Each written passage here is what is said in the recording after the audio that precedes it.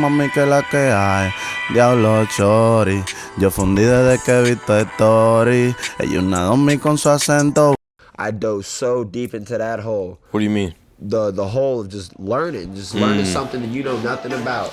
But like pretend to be an expert. Exactly, right? That I became that expert.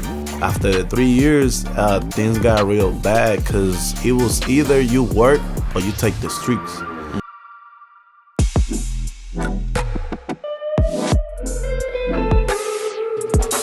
What is up? Thank you guys for joining the Producer Pod. Yeah. And today we have the Island Boys. Nah. We got a Dominican, and then where are you from, Dakota? Bruh, I'm from LA. Born and raised. Born and raised there? Yeah, man. That's what's up, man. I noticed you had like some Arabic tattoos, and I was like, maybe he has some like roots. Nah, I got a couple friends, affiliated and stuff like that. Just growing up, I'm mad religious, so I pray with my friends and stuff. Pray here, pray there. Got a little road rash on the way, and I had to learn a couple things, and I decided to put it on my neck. I gotcha. Yeah. My mic is literally just fell apart. Yeah. I'm like, now I'm. You mentioned the Island Boys. Yeah, let's start over from the top. No. I like that. I like it to be organic. Cool. I like that shit, bro. Okay. That's because he mentioned. This funny as shit, bro. It's funny as shit, bro. So, let's go. You're from, what is your name? Dominican, La Bujia. Yeah. And you already know how it come. You're an artist, right? You gotta Yes, talk sirski. into the mic. Yes, sirski, La Bujia. What's up? That is what's up. Yeah. So how do you guys know each other? So right here, right. So the right here, right. This is La Bujia. He's the next big thing up. Hey, how we met? We met through a friend, Leo. Yeah. I was at a party. Then he was doing likes over there, and I was like, "Yo, what's up? I'm an artist." He was like, "Oh yeah, I'm an engineer. What's up?" I'm like, "Yeah, what's up? Let's work." And then we became like real friends. That's what's up. Yeah, man. So now he's my producer. We gonna do Big producer shit. Yeah. Well, I'm not just a producer, bro. So like the thing is like people be talking about producing and stuff. Like it's not just about like Yeah, it's good. It's directional, so. Yeah, switch it like that. This producing, man. Like I make records. I'm a record producer. I'm a record producer. Yeah. You got that on the memo? Oh yeah, I think we all know he's a record producer now. Yeah. That's what's up. So that's what I do. I mean, I put people together, put them in the right places, link them up with the next best thing they need to know, so I can let them grow. I have noticed that you are a man that knows everything about everything. I try to. I'm not gonna say I know everything about everything, but a little about everything. But I will say wisdom is my biggest attribute, and I strive to learn a little something new every day. And if I don't, I feel like I'm standing still. That's true. That's true. Yeah. But yeah, bro, like me and my man Junior here, we just when we met and everything, like we was just talking about this. It's like it's God, bro.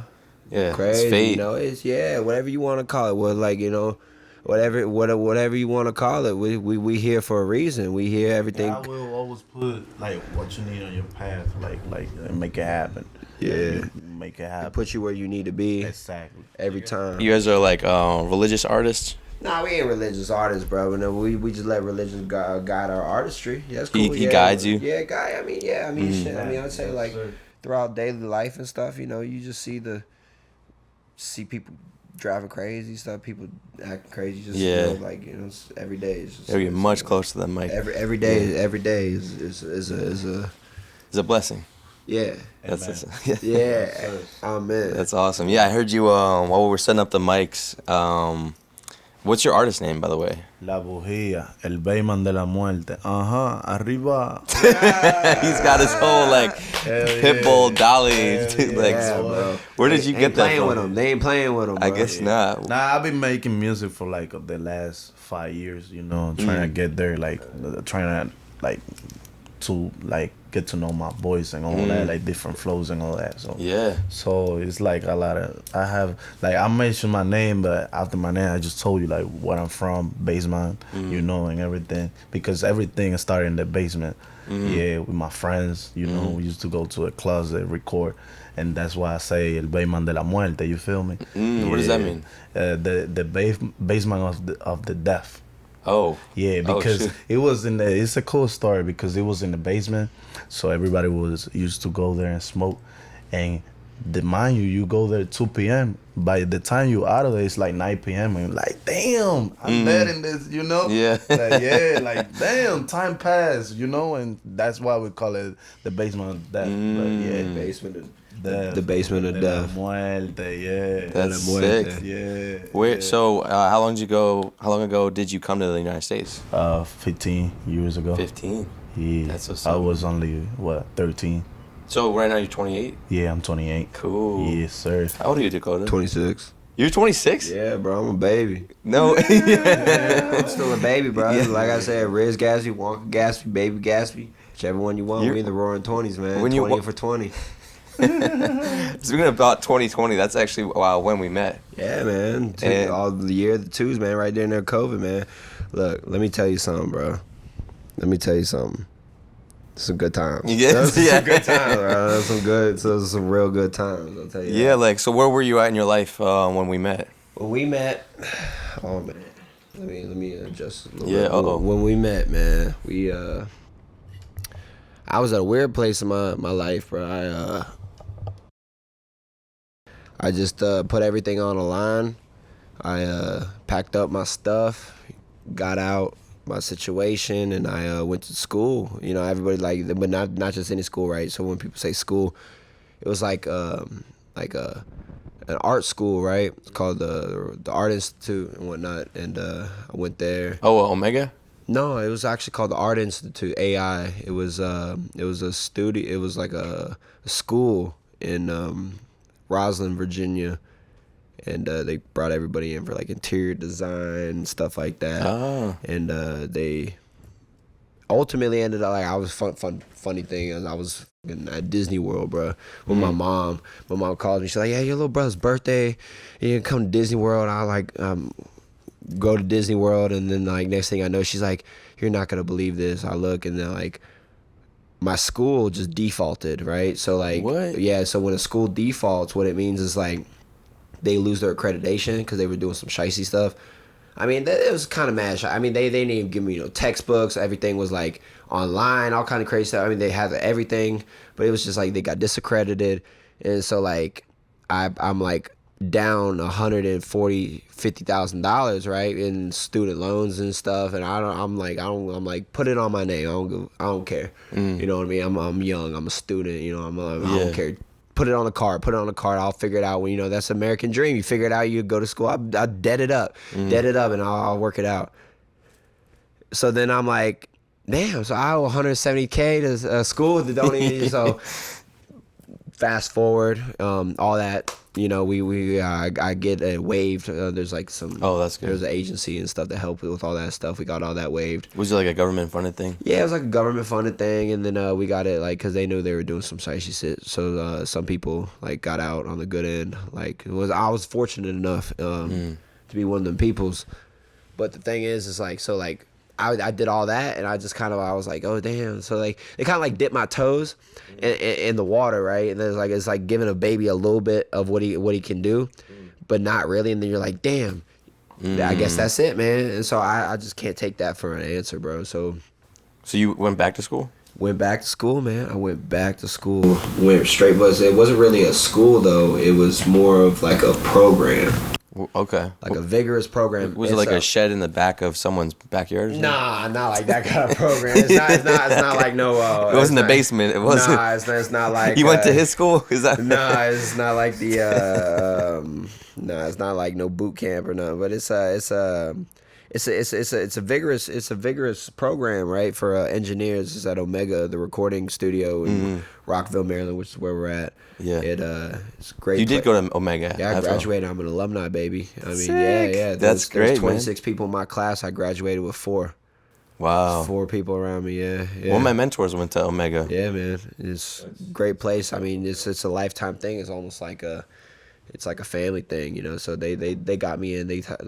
I could have did all kinds of different directions, but the craziest thing is like when I was doing it, I was still doing it, right? So like everybody's out here going to school, and they're like, "Oh, I can't work. I can't do nothing. I'm in school, right?" I'm like, "F that." Like, you know, if you go to school for financing, shit, let me work at the bank while I'm doing financing. You know what I mean? So I'm like out here at the nightclubs. I'm like learning about music. I'm at the nightclubs. I'm like, you know, I'm DJing, trying to do my little thing. Cause, you know, I got, you know, I'm making beats and, you know, recording people rapping. You know, I've been doing that since I was 13. But now I'm trying to like really trying to make pieces actually move and make the puzzle happen and stuff like that. So I get to this point where it's like I got to be in the field in order to do stuff, because you don't want to just learn all this stuff and then have to go show like, you know, oh, where have you been? Yeah. You got all this information, but you don't have no motion. You can't work. You can't do nothing. Like, how quick can you do that? Well, I know about it, but can you do it? Right. So I'm at Omega. And that's where I met you when I was at Omega. You know, I was, you know. Shout out the Persians.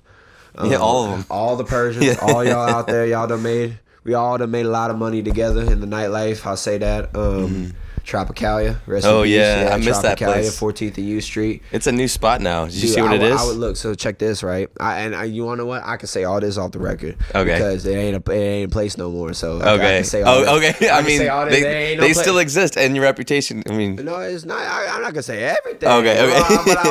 What I will say is that place put me where I needed to be, because when that, like, life is life, but when the rubber meets the road, that's when life really happens, bro. So like you can woo woo, you can do all this stuff, right? You can gas yourself up, you can do all this learning, all this stuff, but when it really comes time and down to the details, there's people out here doing, what's up, baby? There's people out here doing so much more with less. Yeah. And the thing is like at that time I had so little, but I felt I had this complex where I could just do the most, right? So it was a lot of ego in that time of my life. I was, you know, you remember me, I was rolling around, you know, skinny me, you know, my gold chains looking crazy, you know, walking around with button-up collar shirts, walking through a club at 19. Oh, shoot. They let me run a nightclub at 19 years old. Don't say that. Allegedly. Yeah, it's all good. But yeah, man, so I'm over here doing payroll, I'm doing lights, I'm repairing stuff, I'm, you know, running a nightclub, and then you're also doing the visuals too. Visuals, everything. I'm doing everything, and flirting with a staff, you know, being a young and being a 19-year-old. Yeah. Bro. So I mean, it's when the rubber meets the road is when you really realize how real shit how real shit can get. You know. So, but like, where'd you learn how to do visuals? Because those are pretty. You want to know where I learned how to do visuals? YouTube University, bro. Really? I'm not even gonna lie. So the craziest thing is, right? So visuals are so crazy because everybody can teach you music, everybody can teach you that, but visuals, you really gotta learn. You really gotta want to know that stuff. It's like playing poker, right?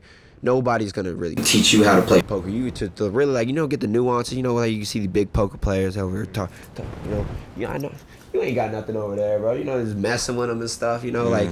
That right there, that's the game. You pick that up. You know what I mean? That's experience, right?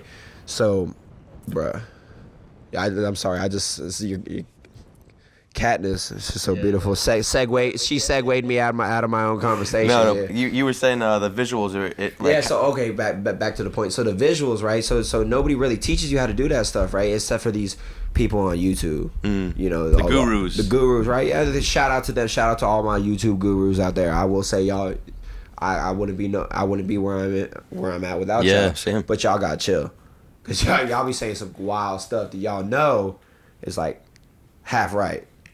I'm saying, they're not giving you the full game. All I'm saying, bro. So. Lighting, DMX, all the way down to coding. I mean, dude, I got really nerdy into it. You know, I got into the coding, you know, all the way down into the learning just basic signal flow, binary format, things like that. Learning the, you know, like all this stuff. Like the military made DMX, bro. If I'm correct, I think, it's cables. It's like a binary, you know, conversation, just some kind of, you know, logic. It's just logic. That's all it is. It's just some kind of ones and zeros. But yeah, I so the biggest thing, right? So I'm getting in the weeds here. My biggest thing is I didn't know shit about lights. I didn't know a single motherfucking thing. When you got hired? Who hired me? Oh, wait, you weren't even employed? Wait. I hired myself. So what I'm saying is I literally, I was at that time of my life, you couldn't tell me nothing, right? So I'm like, okay, yeah, I know Tropicalia, I can repair these lights, right? So this is where we're going to go. Shout out my man Kim at D-Tech. So it's a funny story, and I'm glad we're here so I could tell this one. So I'm over at a little place called Ziva Bar on 14th Street, and I'm sitting there, you know, cause I'm letting this a photographer I got, right? So he got all these cameras and stuff. I'm like, yeah, I'm trying to be an artist before I like, you know, cause I want to, you know, I was trying to be on top of the world. I didn't realize like how crazy like, you know, things could really get. So I'm like trying to do it all, right? So I'm trying to do this, do that, do that. So like I got a photographer living with me, living on my couch and stuff.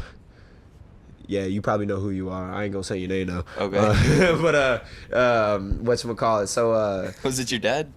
huh? No, hell no. Shout out Pops. No, it ain't Pops. It ain't Pops. It ain't Pops. No, hell no. You know who you are, It Dad. ain't Pops. No. Yeah, no. So he was living on. He was living with me and stuff, and so I'm like trying to get him exposure, just like my man's, right? Because I do anything for my team. I do anything for my peoples. Because the only way you're gonna ever succeed is to literally be a team. Stick together. Be literally, that's it. That's the only way you're gonna do it. No, there's no lone wolf type shit anymore. Like that's not how the world works. You gotta take your ego and you gotta put it to the side so that way you can get a bigger, you know, outcome. Everything, bro. And income. So I'm taking this man's. I know these people from school and stuff. And they're like DJs. I'm like, cool, yeah. I'm like low key trying to like go chill with this girl, and I'm like, yeah, bro, just bring your camera. You know, you can take pictures of all the DJs and stuff. Rest in peace, DJ Salamander, DJ Sal.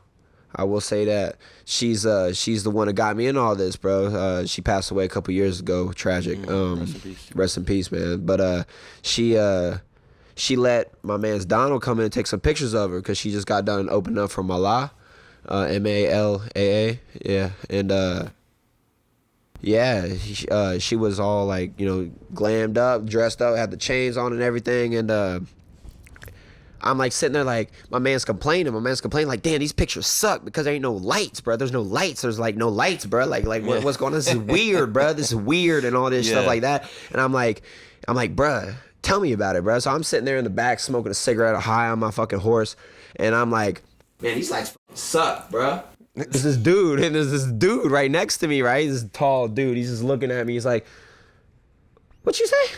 And I'm like, yeah, man, this party's cool, bro, but these lights suck, bro. He's like, oh, my name's Kim, and I run Deep Tech, and this is my event, and you know this thing about like, and so, skirt, my brakes hit. I'm like, damn, I just talked out my ass, bro. So what am I gonna do now? The only thing I know how to do, be flexible, be water, adaptable. baby, be water, baby. Like Bruce Lee said, bro, you gotta be adaptable. So what I did, I said, show me what you got, because I knew I was at a world class. This is when I'm going to Omega, right? Okay. I just got done with AI. I'm in this weird funk, right? Because I'm like, this club.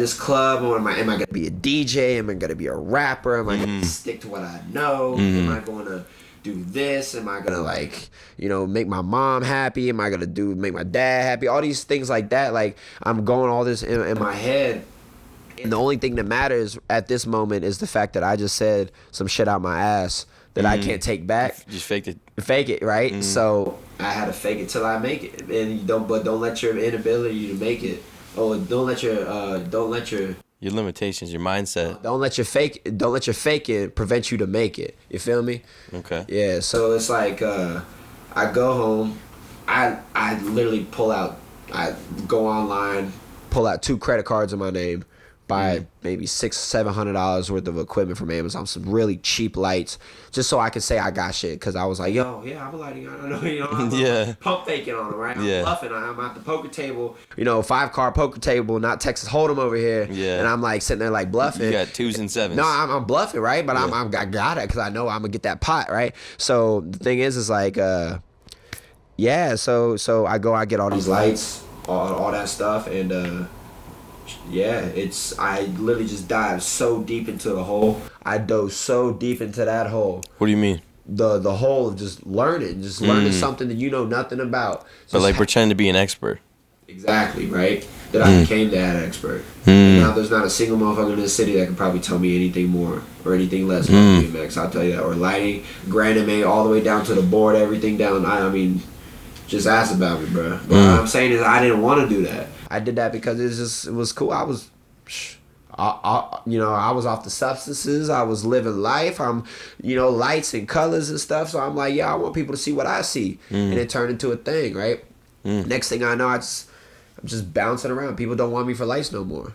Now my real skills are coming to the test. People want me for the sound because I graduate Omega, right? So I'm at Omega doing these lights. I'm like, going to school every day. I'm like, yeah, what's up, teachers? I got a job, y'all over here. I'm flexing on my teachers, bro. Dude, shout out all my teachers at Omega. I would just listen before I say anything else. Y'all are the best thing that ever happened to me, for real. And I hope I'm making y'all proud because, to be honest, the skill, dude. We'll talk about it. We'll talk about it a little bit, but the recording studio we just bought on MacArthur Boulevard, it's gonna be crazy, bro. All the way to the top to the bottom, bro. And I couldn't have done it without the knowledge they gave me over there at Omega. So what do you want to do with that studio?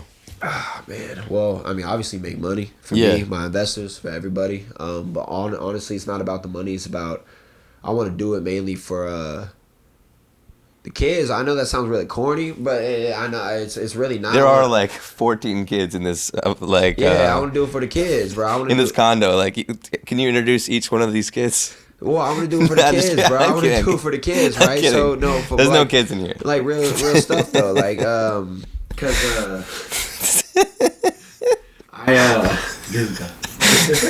bro. I just feel like everybody growing up too quick, man. Everybody's growing up too quick. Everybody's trying to just jump out of childhood. And, I feel like if you was a child and you knew how to make music, you would probably make the craziest music in the world, bro. Everybody wants to be so gangster. Everybody wants to be so tough. Everybody wants to be so hard. Everybody wants to be other people and stuff. And, like, motherfuckers like me, like, I'm like, that's all I've ever been, bro. So I don't want to be that no more, bro. I want to be something else. So what it is like I want to do it for the kids, so that way they can take that limited time that they have on this earth, and they can do something greater than I ever did. Because I had a good childhood, man. I had all the toys. I don't know where my dad got all his money and stuff, but I got all the toys. My dad would let me like I had a 2-year period where I literally wore a Spider-Man Halloween costume every day.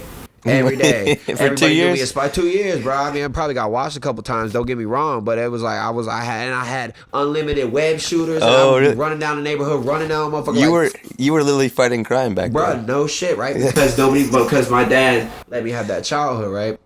Until life stopped that, right? So I want to be able to at least, I'm not gonna say help, because I can't help nobody.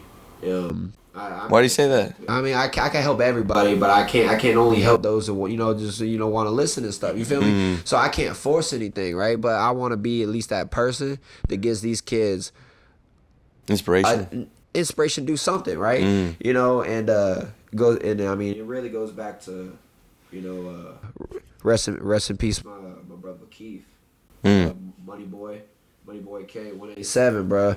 He made great music, man. He made some of the greatest music ever, bro. I mean, but the world might not ever hear it, bro, because the thing is, he wanted to be like them folks, wanted to be like them peoples, bro. Those peoples that was doing nothing with that rah-rah, just punching in bars, just 1 bar, 2 bar, 3 bar, talking about some bullshit that they can't even start a car or some shit. You know what I'm saying? Like, they was on some dumb shit, and all they was more worried about was their environment, and they was taking their environment and it was producing a toxic message, right? Because of their environment. They don't know no better, so you can't blame them, right? But I felt directly associated with that, right? Because at the time I was running the studio. I'm not gonna say the name because they ain't gonna get that out of me, bro, because I'm doing way better than y'all. I'll tell y'all that. Man, they locked me in there, bro. They learned a lot, but I realized I was learning a whole lot of bullshit. You know what I mean? Because it was like all these people, they talking all this crazy stuff, and they ain't got no substance, right? And they all doing this. Also, other people locally can hear your music. They're not making music so the world can hear it. They're making music so they hood can hear it, right? And next thing I know, it hits me real close to home. It hits me so close to home that I'm in tears. I can't make music no more. I'm like, this kid, I mean, he was 13. He comes in, he's got a zipper, top to bottom, the whole piece looking like Oogie Boogie, bruh. Like, he's like, yo, I just walked, my friend your friend ain't playing with no gun. I'm like, this is the life, this is what it is, bruh. So we like, so this is like, this is what you're gonna do. Cool. So his music changed. Cool. I'm still here for you, bro. But I want you to at least try to do that shit that, you know, that not that sappy stuff. He was like, oh, that's that simp shit. No, they don't want to hear that. They might not want to hear that, bro. But you know what? I want to hear that. I said, I want to hear that. The world wants to hear that. The people that matter want to hear that. Your mother, your father want to hear that. Nobody wants to hear that bullshit. And he, you know, and it took him to his grave. Rest in peace, Keith. Yeah, bro. But that's how it works, bro. So the thing is like, that shut me down, and it really made me realize that my white ass was contributing to the motherfucking problem. And it's not like I'm saying, oh, I'm gonna stop it, but I'm saying I'm gonna at least hold my motherfucking nuts dear, and I'm gonna say, if I can do anything about it, I'm not gonna sit here and make y'all hooligans sound fucking good. I'll tell you that. Y'all motherfuckers out here killing my folks, my peoples. You know, we out here like we supposed to be family and shit. Like we like doing all this, and we all this hate, all this, and like, you know, I'm here to make y'all sound good. Real good, crispy, clean, Pro Tools, 30 minutes, hour sessions, you know, banging out million views per song, bro. I mean, you can look my accolades up, bro. I mean, who have you worked with? I can't name those names, bro, because I don't associate myself with that type of music no more, bro. So like, just anybody DMV, bro. You could just go on my Instagram. You could probably find some tag posts and stuff like that. I don't want nothing to do with that, bro, because the thing is it's bad juju. Any artists that you've worked with that you were like, hey, I'm really proud to work with that person? Yeah, every single one of them I'm proud. Every single one of them. But the thing is it's like the message is the most important thing. And the thing is like when it really hits hard, like close to home, it really changes your output, right? So you don't really have time for none of that rah-rah anymore. So... But I mean, it could still. I'm blessed. Let me say, I'm blessed to work with every artist that I've ever worked with. But I'm not gonna name no names because I don't need to do that. I don't need a showboat. But I will say this. I mean, it's not showboating. It's just talking about who you work with. You know, I know my brother. But what I'm saying is, it's the message that's the most important thing, because the most important thing is, a lot of these engineers out here, they just doing it because they do it, because they just want to make some money. I do it because I want to contribute something to society, bro, because that's all my biggest thing my entire life. I want to do something for this world, do something good, and something for society, because when I'm gone, I don't want my kids to, I want my legacy to be like the, you know, like you know, the Japanese swords back in the day. They would handwork these swords, and these swords, like, you know, everybody was like, oh, they're poor, they're sword makers and everything. But then the next thing you know, their swords last thousands of years, bro. Was Hattori Hanzo? Was it Kill Bill? I haven't seen a Hanzo blade, bro. I'm telling you, bro. So like, I had to make my Hanzo, and I had to get that, you know, get that recipe down, and I had to do it for a cause and a purpose, bro. So like, I'm not saying like none of my music that I ever make will never promote any kind of violence. I don't promote violence at all, but I'm saying I can at least. You care about the message now. I care about the message more, and I can at least filter, you know, the direct thing. You know, there's people out here that they're directly trying to hurt people with their words, and words hurt in this society, bro. Where people say, "Oh, sticking stones might break your bones, but words might never hurt me." Oh shoot, are you a rapper? These words be hurting people, bro. Words can fuck you up real quick.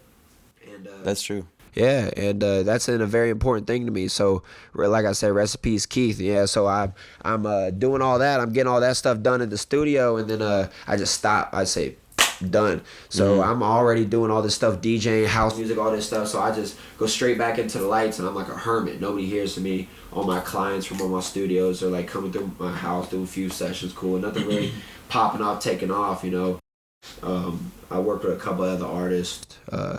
Some people, I'll say Solo Dollars. You know, I got you, bro. Some other people, some, you know, just some small artists that I believe in, bro, that I got faith in, you know, because I see potential. And I'm not a man of mega money, but maybe one day I will be. But I'm a man of a mega message, I'll tell you that. So my message is to just, you know, you got to keep it where home's at. You got to keep it not just real. You got to keep it wholesome. You got to keep it genuine and authentic and organic and from the ground, bro. So like when I'm out here doing my lights, and the thing is, it's funny when I met my man Junior here, but bruh. When I met my man here, bruh. Look, God bless this motherfucking earth. God bless America, because I'll tell you this, look, I'm sitting here so mad, bro. I'm sitting here so mad because I'm like, I'm like, yo, bro, this is making all kinds of sense, but it's not making sense. What's the worst thing about winning at like winning is when you're winning because you don't know why you're winning. You're just winning, right? And it sucks, right? Because you're just gonna chalk it up to luck. You're like, I didn't really do this, right? I didn't really do this. So like I'm feeling that moment, right?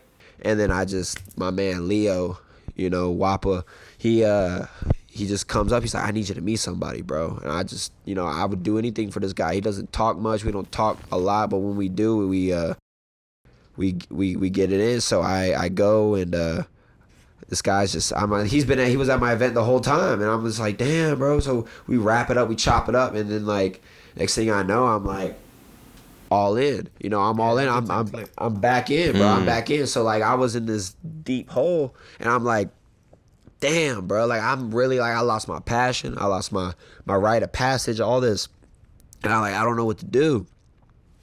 And God it's like he just grabbed his ass by the back of the collar and just dropped him right there and said, look, you two need to know each other. Y'all really need to know each other. And like if it wasn't Leo, it would have been an angel, bro. I'll tell you that. So we clicked. And then I'm just like, I was actually going to stop doing music. I was going to start working on my other businesses and stuff like that. So I was like, I'm like back into the music, bro. I'm full-fledged. So next thing you know, by the grace of God, got flown out to Sweetwater, got to buy all that. Yeah, it just happened recently. Yeah, I literally just got back yesterday. About $210,000 worth of equipment for a small little space. Dude, all kinds of stuff. Neve board. I got an Audient from England. Audient is just a mixing board company, all kinds of cool stuff. We got all kinds of cool stuff that y'all could check out. But the thing is, it's the message, bro. That's the biggest thing. I don't want no crazy studio, I don't want no crazy. I want a message, bro. I want a place where you can come and you can do you, and not at the same time not have to make music because you're influenced, you know what I mean? And that's the crazy thing, like the best music was opiate music, bro. All the way from 60s to the 70s to the 80s, and it sucks. The best musicians, bro, they was on drugs, bro. And maybe I feel like if we gave kids more access to drugs, to musical abilities, okay, at a younger age, I thought you were going somewhere else. We wouldn't have all this crazy, But that's just me hypothetically thinking and shooting in the dark. I think the access is. We need to have, people don't need to be adults before they start learning how to play guitar. We need to normalize this music stuff, man, because it's not, people starting to think it's weird. You don't think that's already in schools though? It is, but it's not pushed as much because I remember band. I mean, I ain't gonna lie. When I was, we made fun of the kids in band. You know what I mean? When like we was, we was.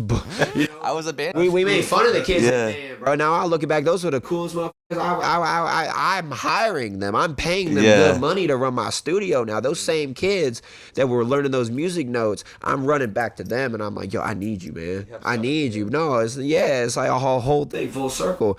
So like, it's not cool, and it's not cool, right? And that's a problem. Music's not cool anymore, right? Until it's too cool because you're doing some other shit, right? And that's the problem with it. Like, so that's why I love this man's music, man. That's why I love this man's music because the thing is like in Latin American cultures, music is really music. They talk, they talk real street stuff, and on a reggaeton beat, like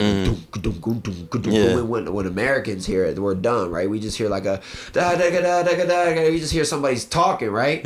But then they're talking some shit. They're talking some real shit, and they're like, we can't sit over here and act gangster on a house beat. Americans can't act gangster on a techno beat.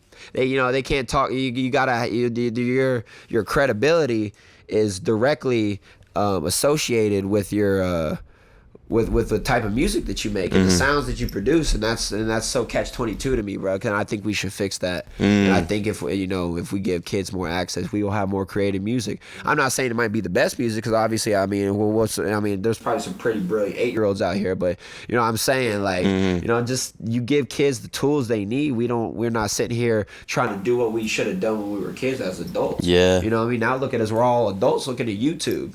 You know what I mean? What are we doing now? We're on YouTube trying to listen to adults that don't know anything. You know what I mean? So it's like, it's so crazy. And I'm a kid teaching adults. You know, I teach Pro Tools. You know, I do all kinds of stuff. So it's a whole full circle thing. You know, it's just but the message, man. The message. Man. So how has it been working with Dakota? Oh, working with Koda, crazy, man. The first thing I'm gonna tell you is crazy because like. I come up with ideas and then I show Koda and he be like, "Oh shit!" Like today, you say I'm having goosebumps. What you call it? I said I'm getting goosebumps, bro. You know what that means, bro? That means I smell plaques. Yeah, bro. It's like we click because the melody, everything, like it's good. Like when I hear a beat, I be like, "Yeah, I like that." You got plaque disease? Huh? You got plaque disease? Hell no. Trying to get plaque disease. You're trying to get plaques in that wall, though. I don't know if y'all, very few people on this earth get to actually get a plaque, but when you take that shit out of the box, it really smell different, bro. Yeah, that's you know it is. It smell. But yeah, like we click, like whatever idea I have, I show Koda. I'll be like, "Yo, I like this. Look, there's the flow, there's the chorus, the hook, Everything. verses, and it's like we click. Like whatever I like, he like. You know, so it's not like we don't really argue. Like, no, let's do it this way. No, it's like, yeah, let's do it. Boom, that's it. Positive, you know, positive. Guys are on the same page. Whatever he was saying, like about the message, it's true. Like the message is there. And it's positive, so that's why we click. So what kind of message do you personally have? I mean, the other day, like a week ago, I made a song about diabetes for the kids. It goes like, keep it healthy, kid. No dialysis. Diabetes not for you. Keep it healthy, kid. Bro. You know, it's like okay.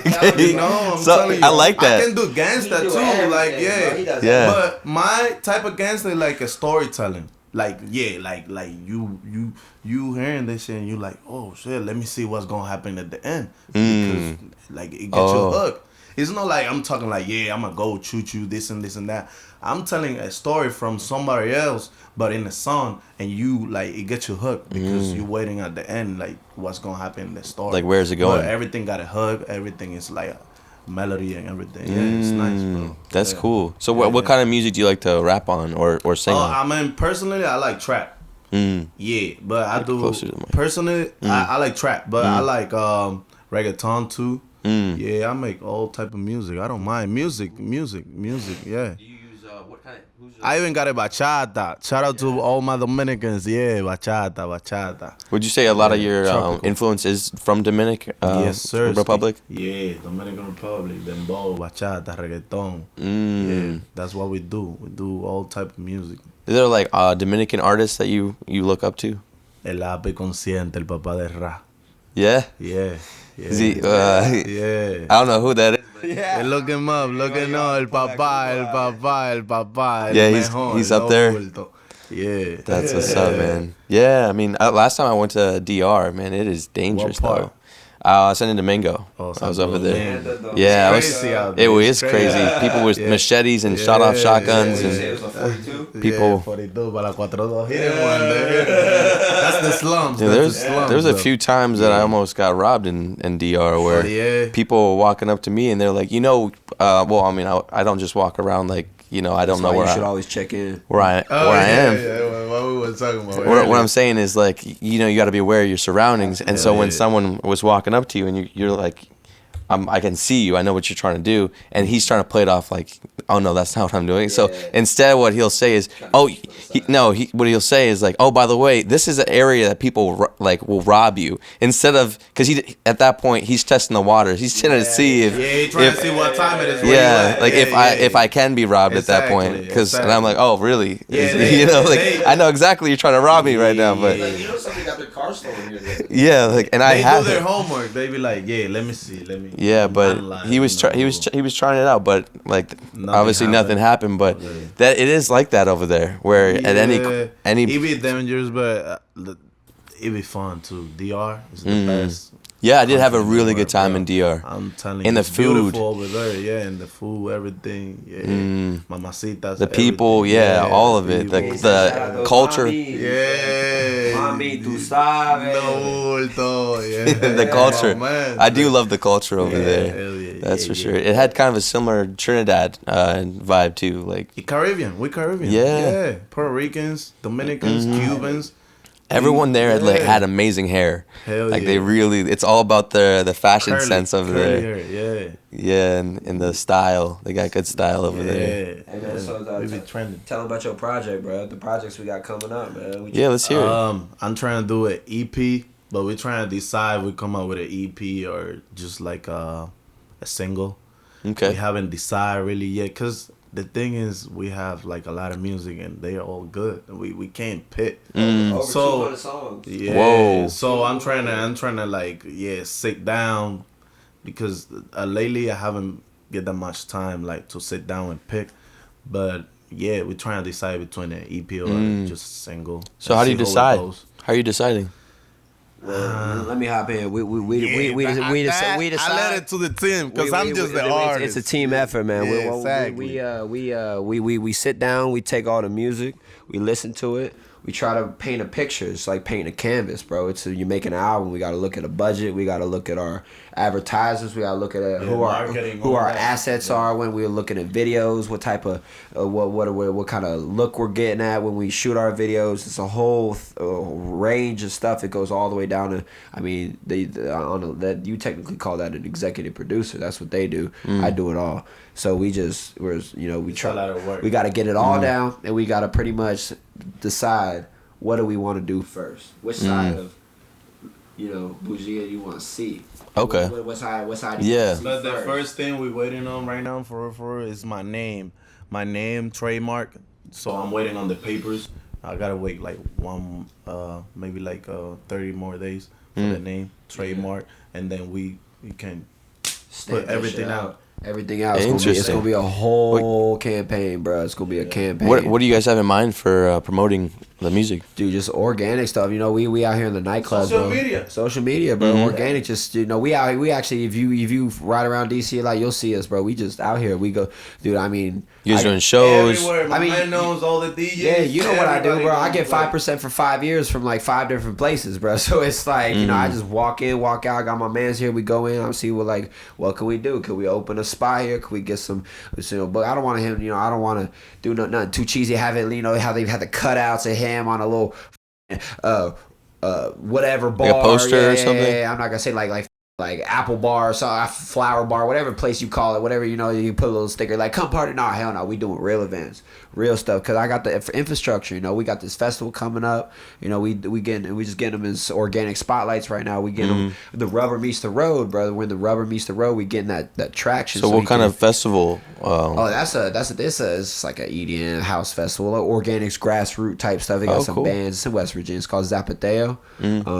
Shout out Zapateo. It's our first year doing it, so hopefully that comes out good. Sick. Yeah, it's a camping type deal. You go there, you immerse yourself in the environment, and you just relax and you decompress. Just relax with music and stuff. But that's on another note. That's cool. But this album, bro, it's gonna be tackled precision. Executed down to the finest detail, and that's really what the biggest important thing is it's a plan, bro. You can't go nowhere. Maybe very few artists, they drop something and then it blows up out and they don't know what to do. Like I said, it sucks to win and not know why you're winning. It really does. I would rather be a loser, at least to know what I did wrong. I see that. I don't want to get all this shit and then just be like, damn, I don't know what I did to deserve this. I know what I did to deserve it. You feel me? Yeah, that's true. So when we put it together, it's gonna be a plan. Proper preparation prevents a poor performance, bro. Yeah, you heard that Papi one. Nove The said 6 that. P's or 7 P's. Episode 6, Papi Nove said that exact thing. What's that? Papi Nove is another artist that for I real? interviewed. He said exactly the For same real? thing. Yeah, That's what's up, man. Yeah, you guys probably lived in the same area. Yeah, right. No, I mean, I just heard that it's like the 6 P's or something like that. Yeah. There's the only P's I be dealing with nowadays. I'll tell you that. So. Are you pushing P? Yeah, no, bro. Stay out of here, bro. Yeah. We pushing love? pushing the message, bro. Yeah. We pushing the message, bro. So- we over here drinking emergency and stuff. Yeah. We out here drinking. We healthy, bro. We healthy. We're getting it. People out here destroying their bodies, young age. Men out here killing themselves. Yeah. People out here acting crazy. People going insane. Yeah, you grew up in Southeast? No, Where'd bro. you grow up? So I pretty much sum it up to LA, but I was born in Las Vegas, spent first 4 years of my life. Spent a year in Palm Springs, hiked it up to LA, West 153rd, right out near Hyde Park and stuff. Spent a little bit there, bounced around San Diego. You know, You doing music over there? I was just following my dad and stuff, and then you know, my dad got in a whole situation, and I had to go live with my mom and stuff. So it's like when I go and I moved to North Carolina, right near North Carolina. It's a little area around there, just not worth mentioning, but it's I'm not gonna say that. Shout out my fans out there. I know y'all love me. Well, I wouldn't be nowhere without my biggest haters, my hometown haters. Right? Are they seagulls? Yeah, right. The hometown haters. And so I get the woo woo out there, and then I just kind of burn out, crash out, and I'm like, I gotta do something else, bro. So I done burnt out and crashed out 3-4 times in my life, bro. You got 40-50-year-old men, they burn out for the first time when they in their 30s, bro. I done spun around a few times, and I done had to restart my engine, so I'm like, I just started from the ground up, so it's what we do here. So you were in the fast lane? Yeah, I slow down. I slow down. Rest in peace, my man Daniel Vincent, my brother, was speaking about that. Actually, this would be 7 to 8 years this year that he passed away. He's the one to slow me down. So that's my brother. Yeah, I don't live in a fast lane no more. Life's too short. It is to be driving so fast. Life's too short to be moving so fast. Life's too short to be thinking so fast, and life's too short to be talking so fast. Coming from me, right? I talk fast as shit, so I'm sorry. But I will say this. Slow down, man. Yeah. People gotta slow down. No, I like my easy pass, slow lane. Easy pass is fast, but I could cruise because I know ain't nobody gonna mess with me, bro. It's a long game. As long as you can anticipate the traffic, you'll be good.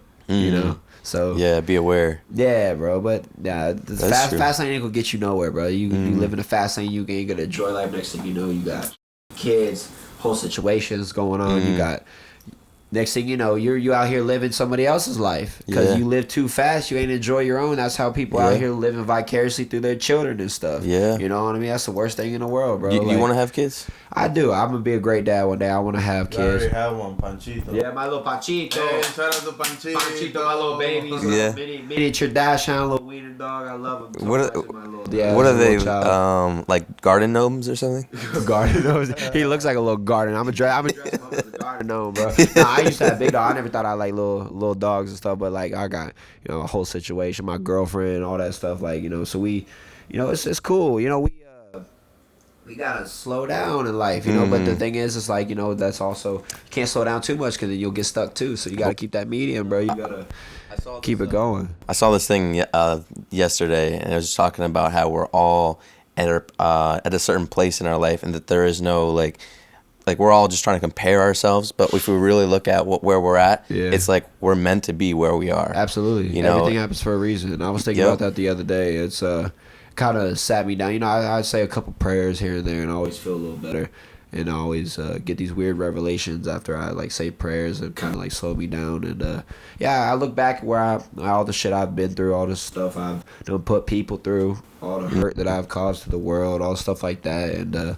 And I'm doing better every day. I'm contributing to the society, something that I feel like is going to be tangible and something that I feel like the people can use as a tool instead of a weapon. And that's important to me, bro. So, it's especially when you go back in life and you look at where you were, where you could have been, what you could have done.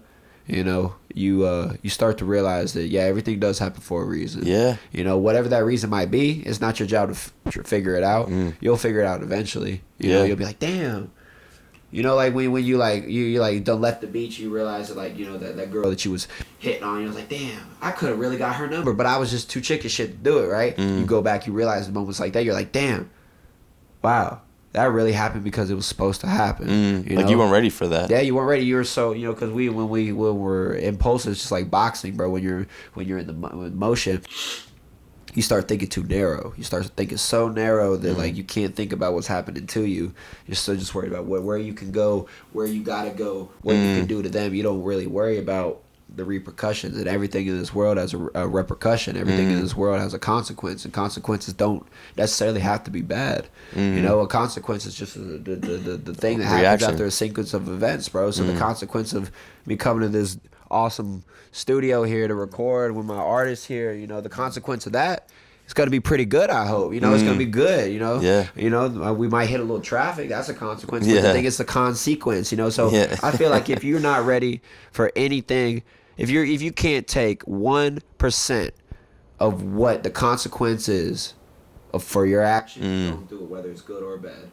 Well, just like you can't take. If you're not ready for that $1 million, would you win a scratch off ticket? If you play that, if you're ready, you want that. If you're not ready for that, don't do it. It could ruin your life. It could ruin your life just as bad as it could ruin your life by gambling all the way, bro. It could be just as a catch-22. Just because it's good doesn't mean it has to be bad. Just because things are expensive doesn't mean they're good. You know what I mean? Yeah.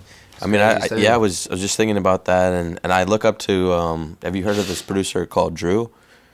I think I've heard of Drew. His name is Drew. He's the main producer from the Chainsmokers. Okay. Yeah, that sounds familiar. So I've been watching his story. I've been following his journey through a while, and I kind of look at my production as almost like in a similar lane. And I'm thinking, you know, he's got billions and billions of streams. Like, I'm looking at my production, I'm like, man, my music is like, I think it sounds similar to his stuff. Like, why isn't my stuff not getting billions? But maybe it's because, you know, there's a journey that I needed to go on in order to develop myself, to know who I am, so I could handle when things like that happen. Right. And it's like, I have a bigger picture, like something is bigger happening besides just getting the accolades of getting the billion streams or whatever. I'm going to be able to rest it on my shoulders because of everything I've done in order to improve myself, to prepare my mindset, my relationships, how I, you know, maybe right now I really should be focusing on my family and like the people that are around me that aren't always going to be there, like. You know, like I kind of always juggle. I'm like, should I go to LA and pursue my dream of music over there because there's more people, you know, that are like minded, or should I be here and be with my family that they're 78, you know, 77. So like maybe I should just be here for another 5, 10, you know, whatever, how many years, hopefully a lot. But like make it happen here. You know, it's not your place to decide at that point. You gotta let it take over, and you gotta just.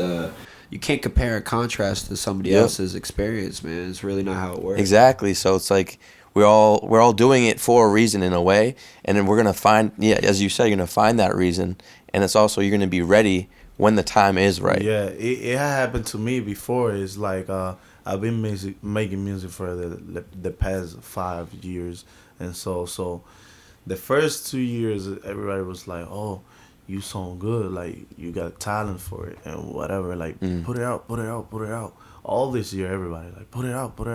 But it's like me, I know myself. It's like a training.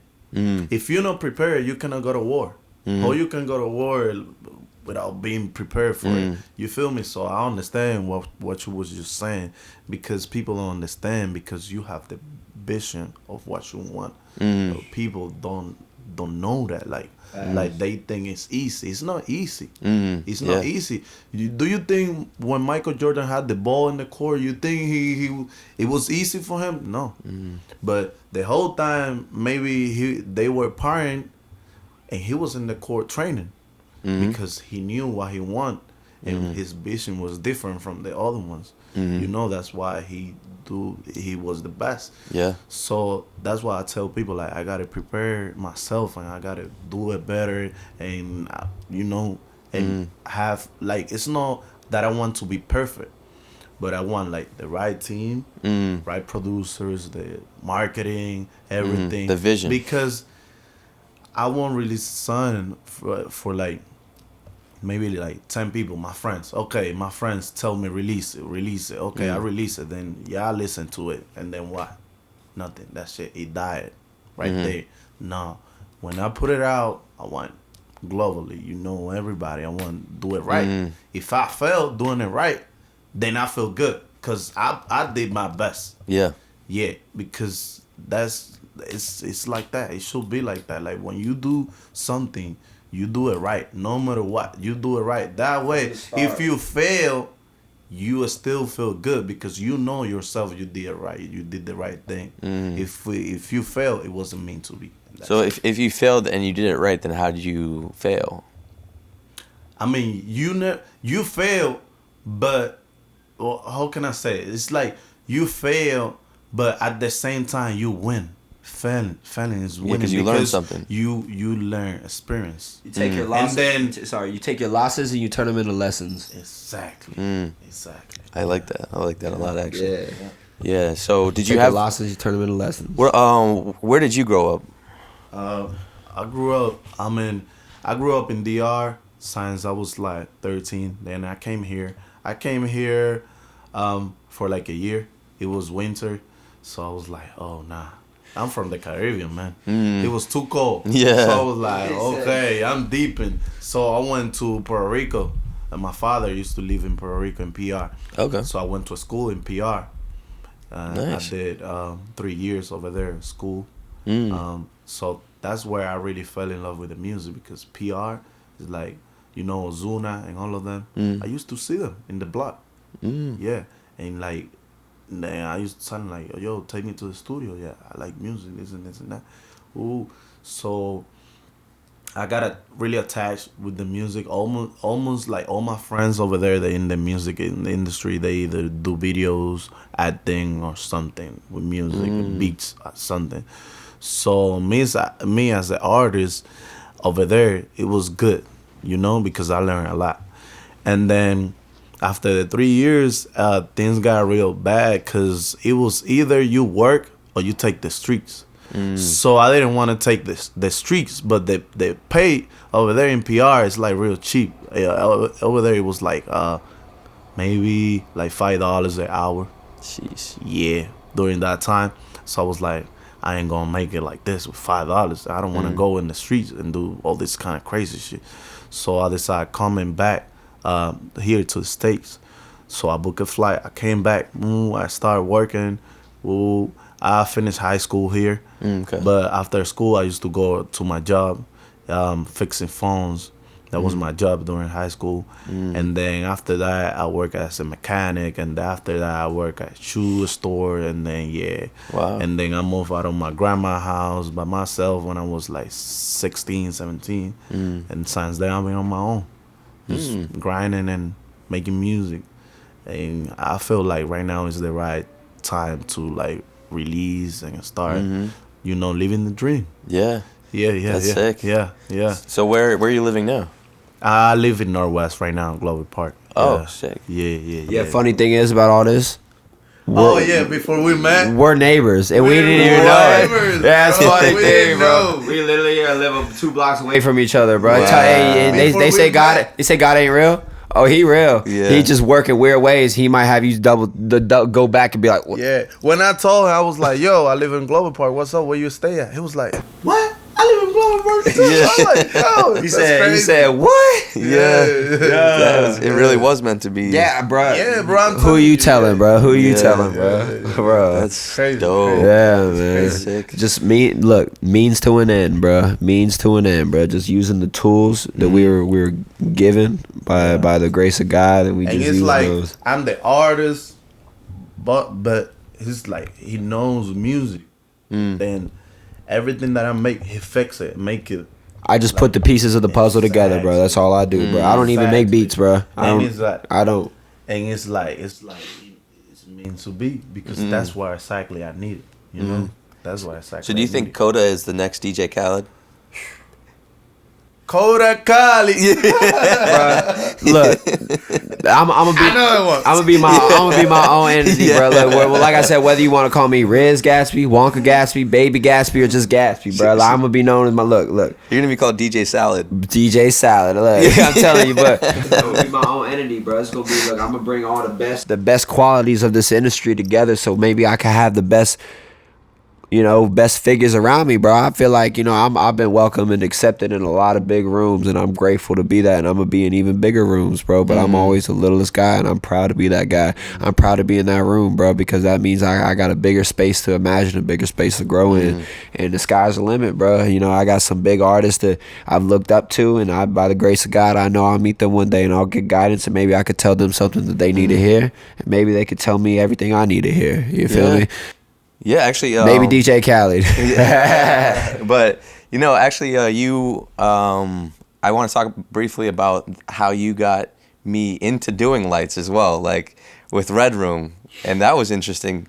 How that even happened? Wow, yeah. So let's talk about Red Room real quick. Yeah, that was a fun little venture that we had. It was a little underground warehouse space that I built out for. Actually, got some cool people. Got Seth Troxler to come through there, and some cool, really renowned DJs. Had some really cool. Yeah, really good vibes there. So, yeah, dude. Yeah. So I just chilling with investors, people that got good money, but they just need some people to help them do things. So go to Red Room, and I was doing so much, bro. I was juggling relationships and stuff. I'm like, Katniss over here. Yeah, get out of there. Katniss over here. She's just like the cutest thing in the world. She is. And but I'm just juggling stuff, man. And you're like one of the only guys that I like. I was working with. I'm like, yeah. Every time, even when you was working at Tropicalia, bro. Every time we call you, I pull up. Bet I live like such and such a way. I pull up, and I just don't want her to be on them. Come here, baby. Oh, I'm sorry, baby. Ain't gotta be all hissy at me. No, I am the friend, not the She enemy. didn't know what was going on. Yeah, she a little. It's okay, never baby seen her girl. react It's that okay, way. baby girl. I know I smell Yeah, that's fine. I smell like Panchito over here. She's like, Yeah, she loving it. She like, dude, this is gold. She loves the attention. Yeah, man. She knows So, that. Ray, I asked you to pull up, and you just pulled up, man. Yeah, you just it was just easy job. Push some buttons that I already programmed for you. I mean, you're no homo. You're a good looking guy. I need somebody that just looks the part, stand the desk, and like me, just vibe out, because the DJs, everybody in the back lot, everybody's, you don't want to just be that guy that's all looking all crazy, hunched over and stuff. It's fine. It's just that simple, bro. Yeah. And you did the part. You rocked it out, man. You learned a little thing or two about lights. Yeah, and you also got to get treated like royalty for a night, man. I'm like, this is my man. He good. He extension to me. I was like, you know what that finally. means? That means you listen to him. I was like, it's my time. It's my time to shine. Yeah, you fast? How you felt? Yeah, man. Yeah. The Red Room, No, bro. but it was cool because it was a lot like of red, a lot of red, lot of red LEDs. Yeah. lots of matrix, lots of mapping. Yeah, but really cool vibes in general, and dude, people would party there till like 9 in the morning. 9 in the morning. And Friday, Saturday, Sunday, Monday. Yeah. And Monday, what are people doing on Monday? Hey, but you'd be surprised.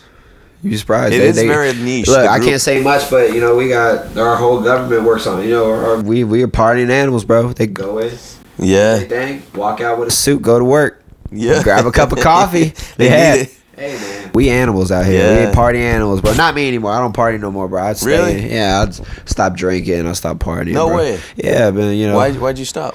Just got old, man. Just you just been doing it so long for no reason. Like I said, I like to do things with a purpose, and I just kept catching myself just drinking, just doing stuff, just because I just wanted to, because I felt like I needed to. Just didn't make no sense. I just it was, you can't sit there and say you want to stop. You just gotta do it. You just gotta get up, just have that perseverance. Yeah. It's a good thing. I'm not saying I will never drink again. I'm not saying but I'm definitely not that same guy anymore. I might drink a glass of wine on my anniversary or wedding night or something like that. But it's it also ages you out, man. Yeah. Dries you out. Your bones be like dry rotted rubber bands. You gonna be looking like Bam Margera and stuff, bro. Yeah. I mean, in a way, like, you got to create your lifestyle. And if you're just looking at when's the next time Shout I can out go Bam, out. bro. I'm a big fan. Bam Margera, I'm a big fan, bro. I was just saying, because you said you drank so much, your bones are like dry rotted rubber bands. Oh, okay. I feel you. I said woke up more mornings feeling like that, bro. Okay. But but what I was saying is that I feel like a lot of people, you could either be on one side where you're just looking forward to Friday, Saturday, or whatever, just to Right. spend your check on like partying and stuff like that, or you could actually be creating some long-term goals, investments. like partying. It really isn't what it's made out to be. Right. Like for the masses, yeah, it's a distraction. Right. But That's all it if is, you're is a really trying to distraction. like work on something, it's Right. like, if I'm at a party, I'm thinking in the back of my mind, man, what could I be doing to network or Right. getting myself closer to my dream? Right. And I don't know if you have that, but I'm always like, I have that voice in the back of my head saying, Right. what else could I be doing? Like, Well, who I else got could something be meeting? worse, right? Because the thing is for a long time, my work revolved around people partying. Oh yeah, So that's true my too. work, so I got spoon-fed alcohol all throughout the shifts. There's not a day I wasn't working and drinking. That's just the nightlife industry, bro. So it's like, you get there, you're around people that are partying so much, and I'm like, oh, I'm working. All my past relationships and everything, even my current one, they'd be like, oh, you're not working, you partying. And I'm like, you don't see it as partying, see it as work. One second. Absolutely, my brother. Sorry. Here, I'm sorry. I'm gonna edit this out. Yeah. Well, are they all rolling? Yeah, it's still rolling. All right, sweet. Hey, are we up for today? Hey, yes. What time is it? 8:44. Sorry. We should probably wrap this up here soon. Okay. Yeah, 15 minutes. Okay. Yeah. A little late. Yeah, I gotta go. Yeah. We do 9:15. I'm actually teaching martial arts to this 18-year-old. I used Awesome. to do karate. Oh really? I used to do Wado Ryu. Oh. When I was 14, Uh-huh. the Wado Ryu, you know that No, I haven't style? heard of that. Yeah, What kind of style is that? karate. Yeah, but It's like, karate. so I do Tung Lung, and it's a Tung mixture Lung? of Japanese and Korean, praying mantis and flowing dragon. Okay, I started with judo, Mhm. and then I didn't like it because I felt like I was claustrophobic. When, He was getting they was good like They used to beat my ass because I was a rookie. Yeah. So, but then I was like, it was like a big complex where I was at, and it was like all kind of sports. It was in the R. So then I see this guy, and he was practicing taekwondo, and he was flying. I was like, pa pa pa. I saw that. I was like, oh shit, I want to do that too. So the next week, I was like, I'm quitting judo. I'm gonna go taekwondo. I'm gonna try it out. So I went. trader. So Multifaceted. So I went and I was like, yeah, I want to do taekwondo. So I joined. I did taekwondo for like a year, but then I went to a competition. This happened. They only do legs. They don't do no punch. So they kicked me out of the competition because I punched somebody. Oh. I thought Taekwondo was only hands though. No, it's only a lot of kicking. Oh, Kicking. so Yeah, it's not only hands, it's only kicking, yeah. kicking. Okay. So I punch a guy, so they just boom at me or whatever. Boom, boom, boom. I was like, damn, man, what am I do now? Ooh. So I went to practice, but I didn't feel the same. I was like, then, because I'm very quick with my hands.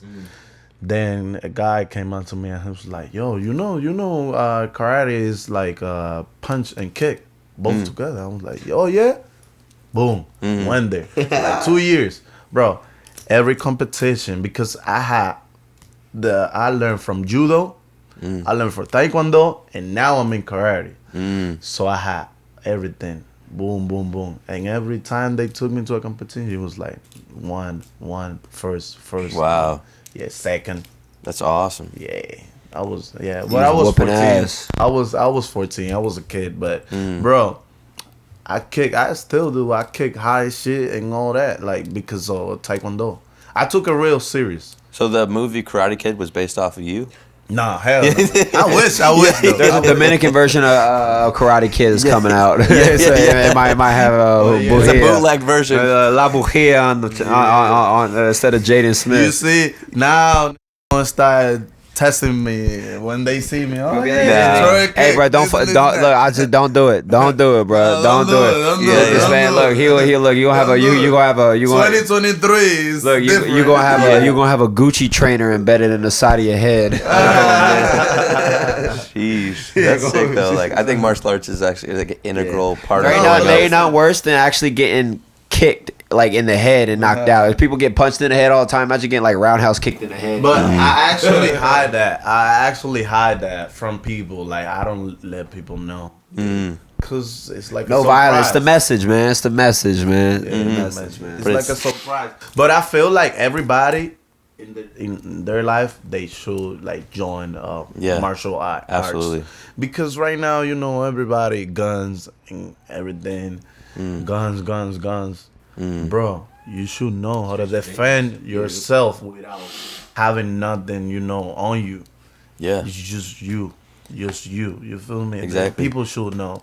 And mostly ladies, like, it's a lot of crazy shit happening out here. Yeah. Ladies, they should know how to boom. They should. Yeah. Absolutely. Yeah. And also part of the martial art mentality is not like telling everyone you do martial arts. It's like having that humility in what you do, that you don't need to like pick fights with people. It's just like if it happens, like that's why I hide it. That's why I told you I like to hide it. I don't like to. To my understanding, that's how the whole martial arts culture is. It's like, you know, it's a thing of grace, not glory. You know? It show you a lot of discipline too. When you do martial arts, it's like discipline, like in mentality. You good and healthy, so. Yeah, your mentality is good. You don't go through depressions, mental breaks, mental health. Yeah, mental health problems. I agree. And all that. Yeah, I mean, is that something that you had struggled with prior to martial arts, like mental health issues? No, I never. I always been a positive type of person. I'm always happy. Shout out mental illness. Yeah, you're never gonna see me sad or like mad or whatever. Nah. So you don't feel things?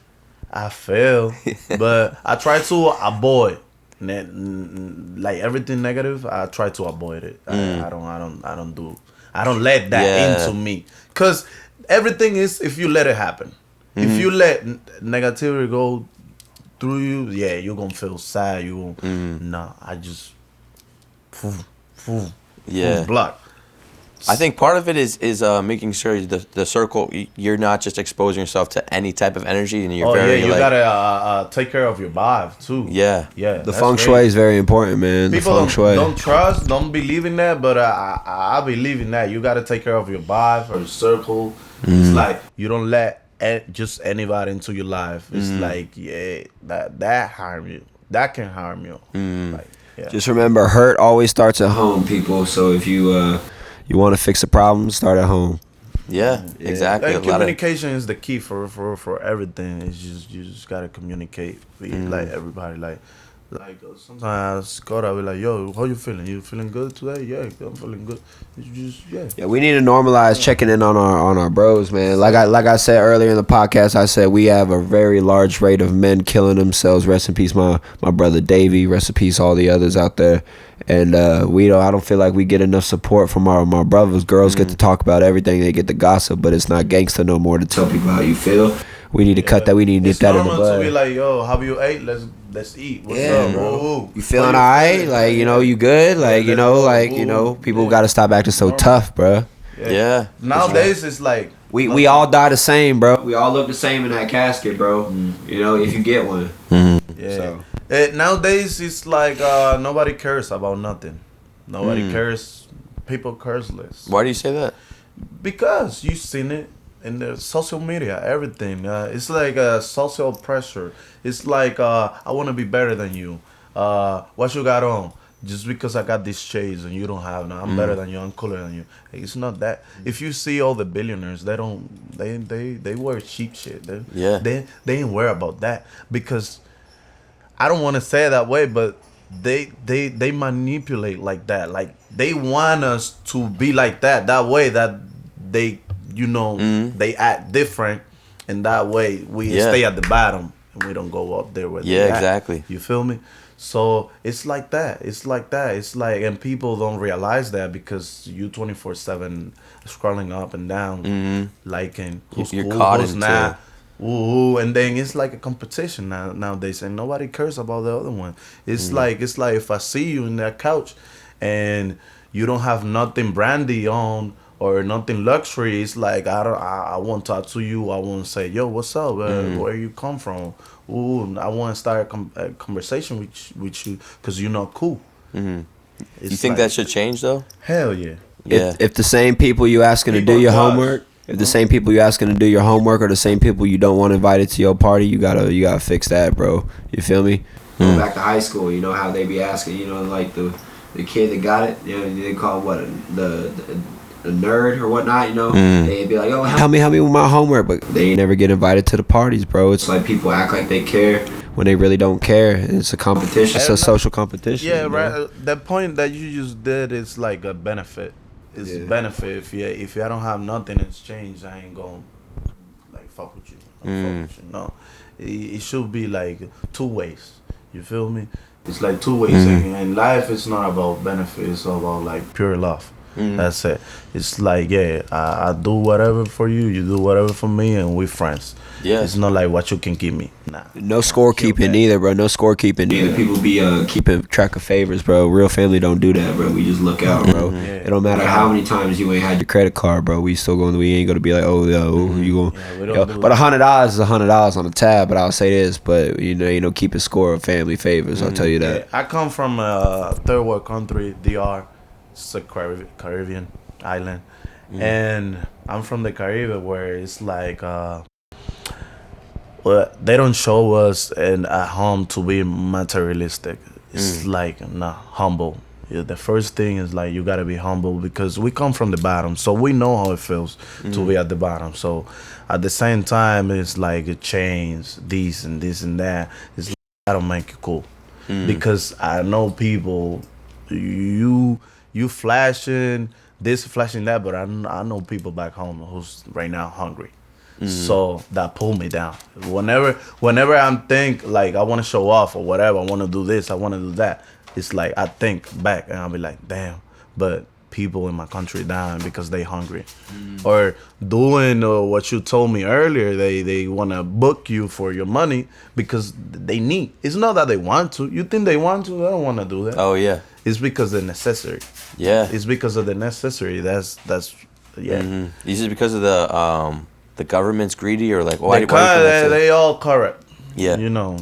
That's all they all corrupt, and then it's like what I was saying. The people at top, they get benefit from the bottom. They never help the bottom. But the bottom, it's like politics. When politics time comes, they want to help out. Then after that, they choose the president. What happened? Nothing. At least in my country, nothing. Yeah. And then they forget until the next 4 years. And then when they start doing promotions, politics, and then they start showing up to like the hood, like, yeah, I want to help. I want to fix the street. I want to fix this. I want to fix that. But then when you get elected, boom, you forget about us. So all that is like, yeah, people need to care more because union. We should like unify to fight against the system. Like not fight the system, but create a new one. Yeah, we should unify. Like that's the power. That's the only power we got. We don't got no more power. They got the power. So the only power we got is like if we come together, show love. Yeah, we help each other, and that way we gonna be powerful.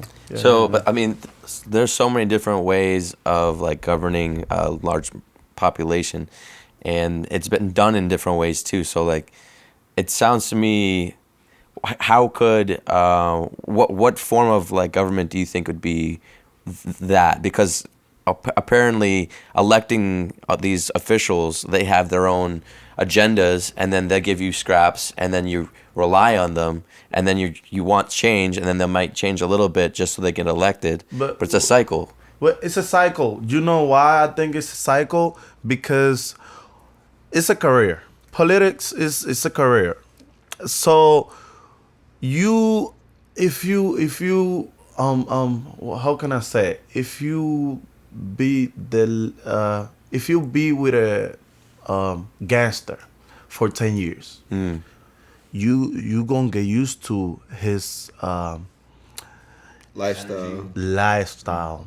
So they go with like good intentions. When they start and they be like, yeah, I'ma help the new ones, and then when they start robbing each other and they learn like, oh, I learned this trick from this guy.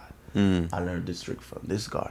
They change. Their whole mentality change. And they be like, damn, I wanted to do this. But now that I know this, I'm going to change this for this. And then everything changed.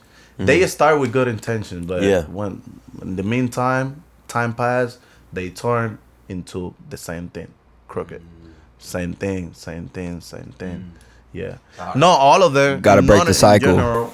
Yeah, you just gotta break the cycle. And whenever somebody wanna break the cycle, crazy things happen.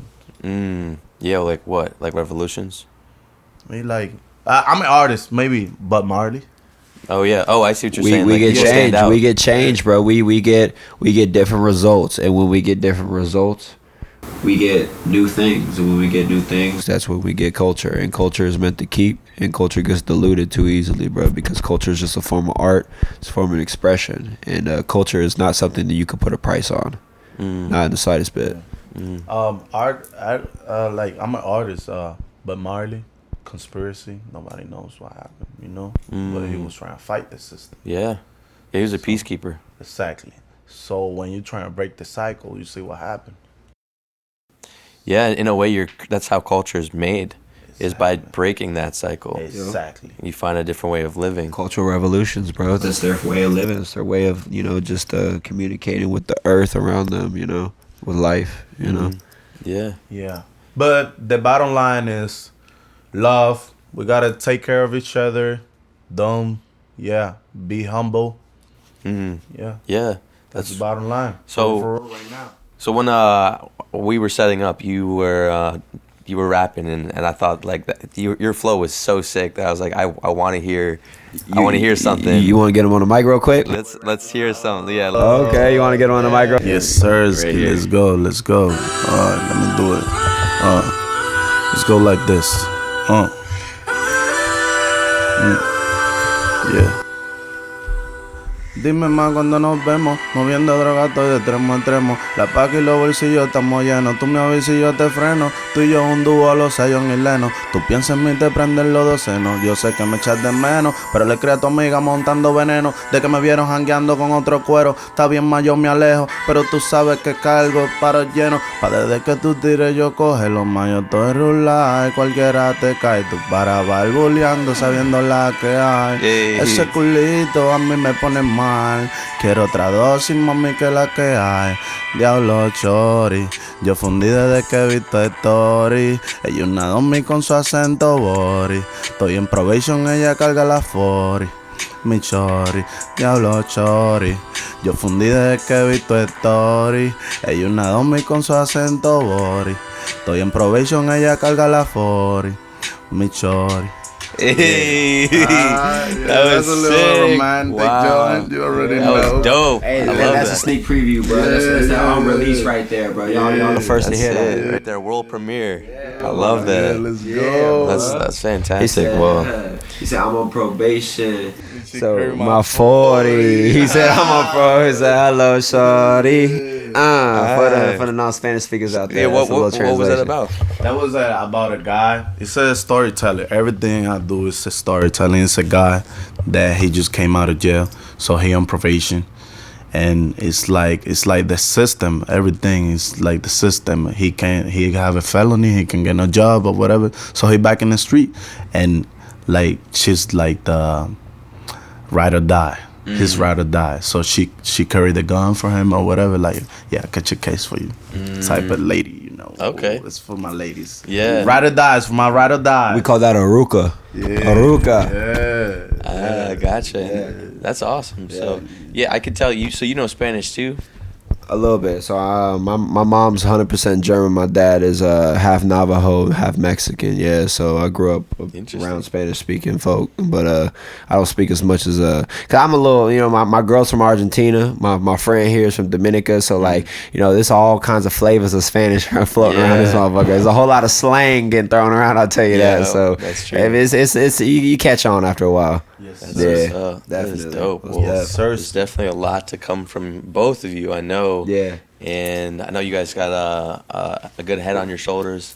Trying, so man. really Trying, bro. appreciate you guys being on the podcast. We're and blessed, bro. I appreciate you, bro. Yeah, For real. like, We couldn't, like, bro. real love. Honestly, bro. Like, when I was in Indianapolis, you hit me that message, bro. I was like, bet. I would, bro.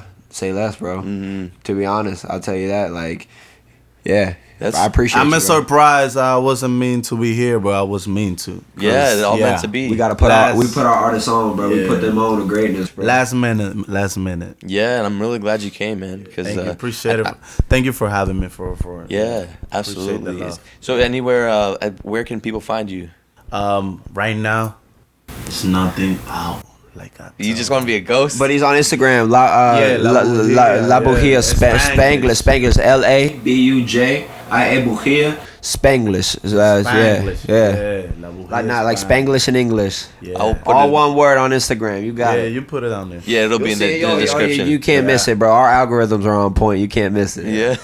Yeah, but musically, it's nothing out yet. But, Okay. Yeah. But when do you I'll have send you any everything. plans? I'm waiting for the 30 days for the trademark. Okay. October. October, you're gonna drop. Yep. Yeah. That's what's Planet. up. man. Halloween, baby. We gonna be right there, and we gonna start off the next quarter fresh, bro. We gonna give a little teaser by the end of the year, maybe a little Christmas joint, little. Okay, jingle.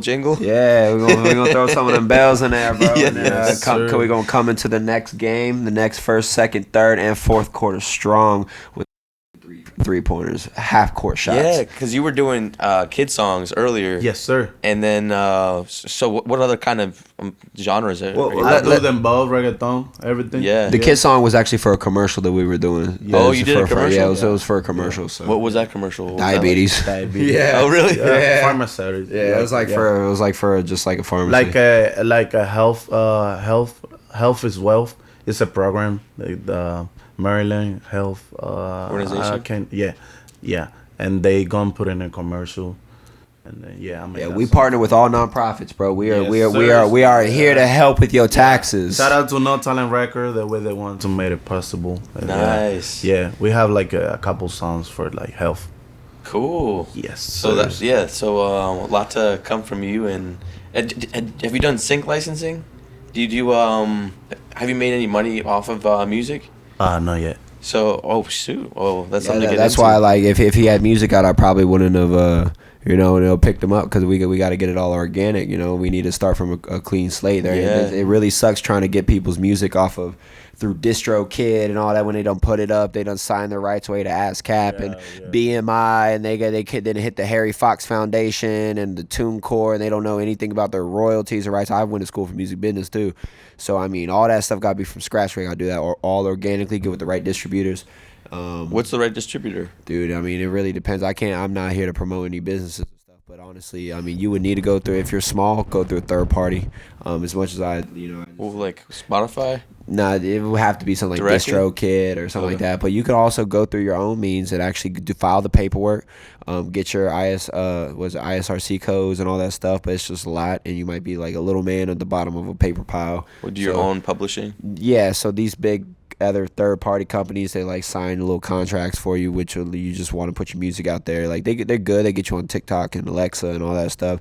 But like, at the end of the day, what you're really doing is you just you taking the cheap route and you signing away. So I mean, I got connects over to like Atlantic, stuff like that. So we trying to shop it out, feel it out.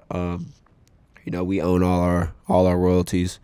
Everything's going in, and we own everything. The only people that get paid out, producers and beat makers. In the studio. Mm-hmm. Shout out Capital District. We're gonna open up here in December, and it's gonna be one of the biggest complexes in DC. We're gonna do it for the kids. 4 studio spaces, $200,000 in equipment just in 2 of those.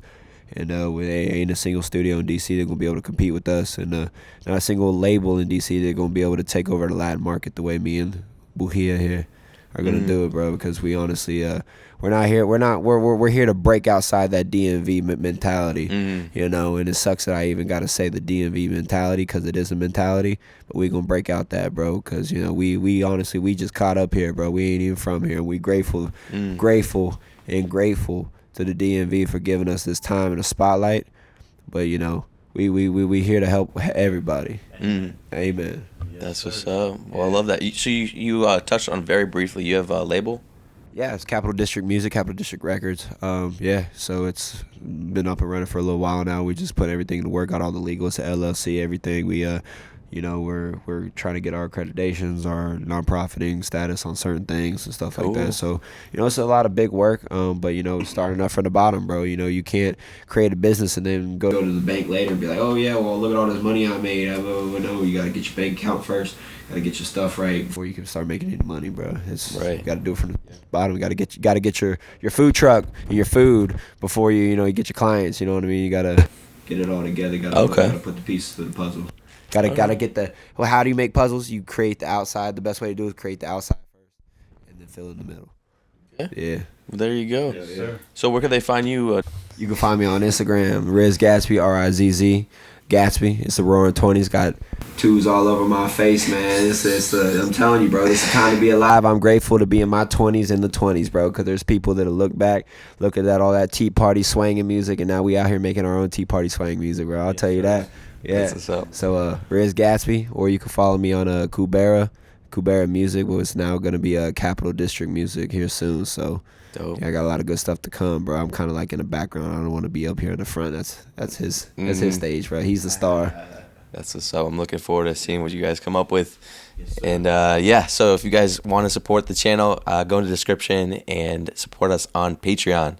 Really appreciate that. And there's a lot of cool perks over there too, behind the scenes, and some episodes you guys haven't actually heard. So go check us out over there. And thank you guys for watching. And catch you guys on the next one. Peace. Yes. Boom.